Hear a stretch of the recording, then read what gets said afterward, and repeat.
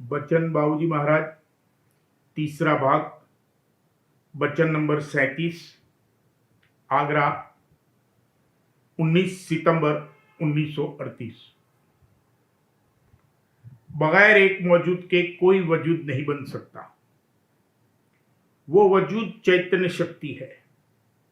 वह समूह मुतलक है और छोटे से छोटे जर्रे में भी मौजूद है। जहां से जो शक्ति पैदा होती है वो नीचे सब जगह होती है। उससे ऊपर वो शक्ति उस रूप में मौजूद नहीं है। चैतन्य शक्ति अपने मंडल में एक रस है, बाकी मंडलों में सर्वव्यापक है। हर एक परमाणु में शक्ति का केंद्र है। बिना समूह बने हुए कोई कार्रवाई नहीं हो सकती। सिवाय सत्य देश के और सब जगह भ्रमण और परिक्रमा है। सत्य देश चैतन्यता की अधिकता की वजह से अडोल है और रचना का पैंदा चैतन्यता की कमी की वजह से बेहरकत है। संत मत में सिर्फ एक बात मान ली जाती है और वो ये है कि एक मौजूद था और सब उससे वजूद में आए। जो कुछ रचना हुई सब उसी एक मौजूद का ज़हूर है। उस एक मौजूद का वजूद मानना पड़ेगा, फिर सब नतीजे और कायदे उससे निकल आते हैं। असल में ये महज अकली दलील के लिए किसी चीज को मान लेने की तरह नहीं है। ये तो स्वयं सिद्ध और स्वयं सत्य बात है। अगर कोई वजूद न होता तो ये रचना और आफरीनिश जो हम देख रहे हैं कहां से आई? कुछ नहीं में से तो कुछ नहीं निकल सकता। कोई चीज मौजूद हो उसी में से तो कुछ निकल सकता है। कुछ नहीं का तो कयास नहीं कर सकते। जब कयास करेंगे तो कुछ है का ही कयास करेंगे। कहने का मुद्दा ये कि कोई मौजूद था, इस बात से कोई इनकार नहीं कर सकता और इसके लिए सबूत की जरूरत नहीं है। यह स्वयं सत्य और सिद्ध है। अलबत्ता इसमें यह मतभेद हो सकता है कि कोई कहे एक था, कोई कहे दो थे, कोई कहे तीन थे और कोई कहे बहुत से थे जिनसे ये रचना पैदा हुई। चाहे एक हो, चाहे दो हो और चाहे बहुत से मिलकर हों, कोई मौजूद था जरूर जिसका ये सब ज़हूरा है। वही मालिक है। दूसरे इसमें यह भी फर्क हो सकता है और है कि किसकी कहां तक गति है। जहां तक जिसकी गति है उसके परे वो नहीं जा सकता और वहां का धनी ही नीचे की रचना का मालिक है। जहां तक जिसकी गति होगी, यानी स्थूल शरीर द्वारा या ज्ञान इंद्रियों द्वारा या अकल और बुद्धि द्वारा या कयास के जरिए से जहां तक जा सकता है वहीं तक की मालूमात कर सकता है और उसी के मुताबिक एतकाद, यकीन और ईमान कायम होगा, जिसको मति कहते हैं। सिर्फ एक चैतन्य शक्ति है और वो परिपूर्ण और समूह रूप है। वो समूह मुतलक है, सिर्फ एक उसका वजूद मुतलक है और बाकी सब वजूद तनास्बत से है। रचना में नीचे से नीचे तक हर जगह वो चैतन्य शक्ति मौजूद है। कमी वेशी का फर्क तो जरूर है, मगर चैतन्य से रहित कोई नहीं है। ये जो कहा है कि मालिक को सबका ज्ञान है, तो कोई अलल टप्पू ये बात नहीं है। क्योंकि अंश रूप में वो सब जगह मौजूद है, इसलिए उसको सर्व ज्ञान है। मिसाल के तौर पर जिसका हमको ज्ञान होता है, उसमें और हम में कोई चीज मुश्तरक जरूर होनी चाहिए, वरना हमको उसका ज्ञान कदापि नहीं हो सकता। काली से काली चीज में भी रोशनी मौजूद है, अगर हमको उसका दृष्टि का ज्ञान होता है। अगर वो रोशनी न फेंके तो हम उसको नहीं देख सकते। इसी तरह से चैतन्य शक्ति सब जगह एक जर्रे तक में मौजूद है, इसलिए मालिक को सारी रचना की खबर और ज्ञान है। इसी से हर एक आम कायदा या उसूल निकलता है कि जो शक्ति जहां से उत्पन्न हुई, उसके नीचे नीचे उस रूप में कमी बेशी के साथ वो सब जगह मौजूद है। उससे ऊपर वो शक्ति उस रूप में मौजूद नहीं है, उसका दूसरा रूप है। जहां से प्रथम बिजली की ताकत पैदा हुई, उसके नीचे वो सब जगह में मौजूद है। जिन चीजों को यहां नॉन कंडक्टर कहते हैं, जिनमें बिजली की धार नहीं आ सकती, वह भी बिल्कुल बिजली की ताकत से शून्य नहीं है। इसी तरह से जिस स्थान से 5 तत्व अपने मूल रूप में प्रकट हुए हैं, उनसे नीचे वो हर एक चीज में मौजूद हैं।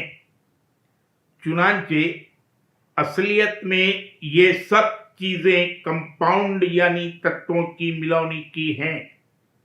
कोई चीज यहां तत्व रूप में नहीं है। यहां जिनको तत्व कहते हैं, उनसे सिर्फ इतना ही मतलब है कि इस सतह पर हम उन चीजों को और सूक्ष्म रूप में नहीं कर सकते, इसके ऊपर वो हो जाएंगी। ये 5 तत्व भी सिर्फ नीचे की रचना के तनास्वत में तत्व हैं, वरना केवल एक तत्व जो कि सार तत्व है, सिर्फ चैतन्य शक्ति है। उसी से दर्जे बदर्जे सब निकले और पैदा हुए हैं, या यूं कहो कि उसी के ये सब न्यारे न्यारे रूप हैं। जिस कदर उस समूह मुतलक से दूरी और फासला बढ़ता गया, उसी कदर जड़ता पैदा होती गई, जिसकी वजह से अनेक रूप नमूद में आए, वरना अंतर के अंतर्गत वही सिर्फ एक चैतन्य शक्ति है। पत्थर के थंभे पर हाथ फेरने से जो एहसास होता है, वो सिर्फ यही है कि नीचे उतार होते होते और जड़ता बढ़ते बढ़ते अब इस जगह और इस हालत में चैतन्य ने यह रूप धारण किया है। उनके अंदर चैतन्य मौजूद है। हम लोग जहां रहते हैं, यानी ये देश सामान्य चैतन्यता का है, बल्कि चैतन्य बहुत कम है और जड़ता बहुत ज्यादा है। ये पूर्ण चैतन्यता का देश नहीं है। अगर इस देश में या हम में पूर्ण चैतन्यता होती, तो क्या वजह है कि हम एक थोड़े से महदूद हल्के में ही देख सकते और उसका दृष्टि का ज्ञान प्राप्त कर सकते? क्यों नहीं हम कुल रचना और आफरीनिश को देख सकते और उसका ज्ञान प्राप्त कर सकते? टेलीस्कोप और माइक्रोस्कोप की मदद से हम बहुत दूर की और बहुत बारीक चीज देख सकते हैं। इससे यह तो जाहिर हुआ कि दृष्टि के ज्ञान का हल्का बढ़ाने की हम में योग्यता और गुंजाइश है, मगर इस जगह स्थूल और मोटे परतों में गुजरकर जो रोशनी का रूप है, उसका ज्ञान हमको होता है। दृष्टि की शक्ति तो हमारी चैतन्यता में ही है, वरना यहां नहीं पैदा हो सकती, मगर वो इस स्थूल पर्दों और औजारों की मोहताज हो गई है। जिस कदर चैतन्यता बढ़ती जाएगी उसी कदर ज्ञान भी बढ़ता जाएगा और ये मोहताजी कम होती जाएगी।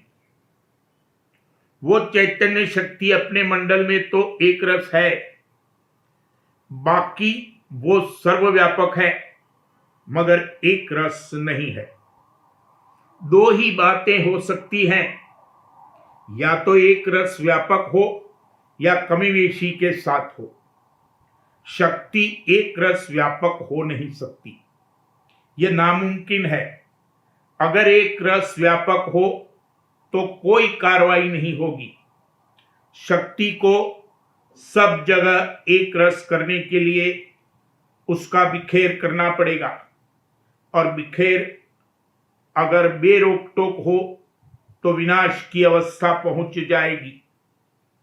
गो ऐसा कभी होगा नहीं, क्योंकि कुदरत ने रुकावटें रखी हैं जिनसे एक दर्जे के बाद बेरोक टोक शक्ति का और बिखेर नहीं हो सकता।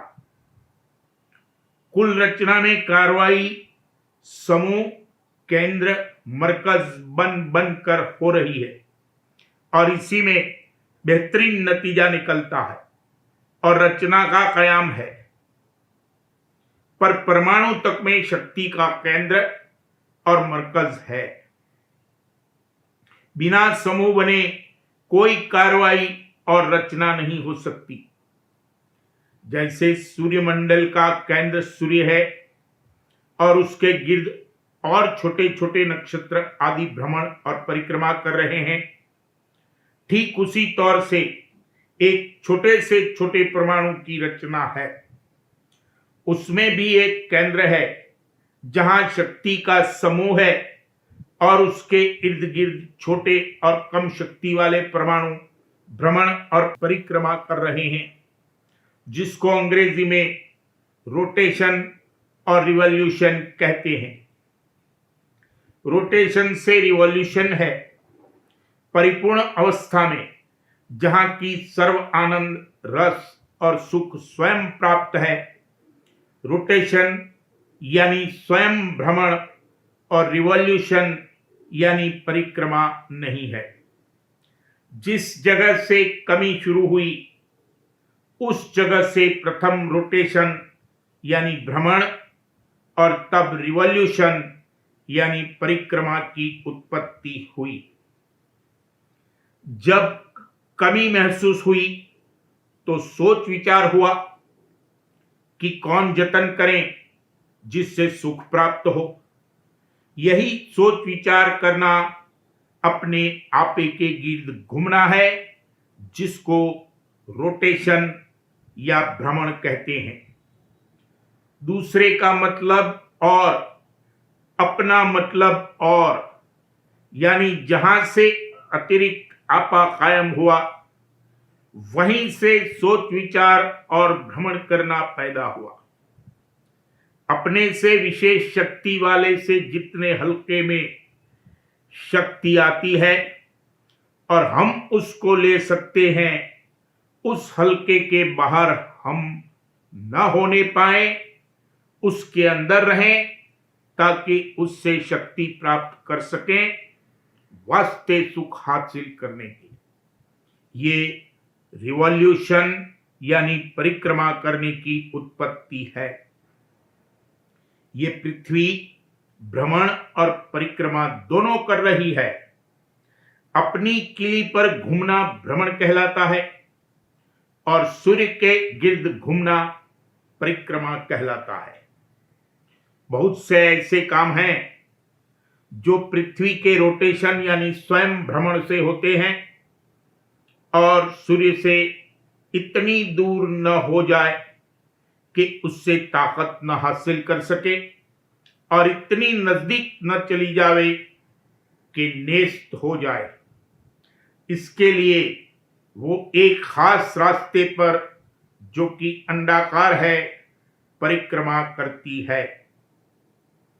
इस तरह जहां से प्रथम रोटेशन और रिवॉल्यूशन की उत्पत्ति हुई, उसके नीचे बराबर केंद्र बनते चले आए हैं और होते होते जब और केंद्र नहीं बन सकता, वही रचना का पैंदा है।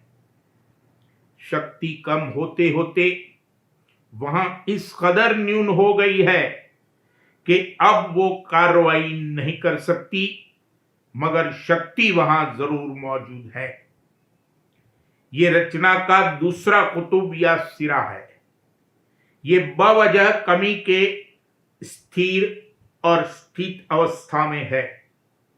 बरक्स इसके वो कुतुब जो कि चैतन्यता का समूह मुतलक है, बवजह शक्ति की अत्यंतता के स्थिर और स्थित अवस्था में है। वो अडोल है मगर कुल हरकत का कारण है। ये बात जिद्दैन मालूम होती है। इसी तरह बहुत सी बातें, मसलन अंतर्मुख शक्ति से बहिर्मुख शक्ति और परिपूर्ण अवस्था से कमी पैदा हुई, जिद्दैन मालूम होती हैं, मगर संत मत में वो माकूल तौर पर समझाई जा सकती हैं।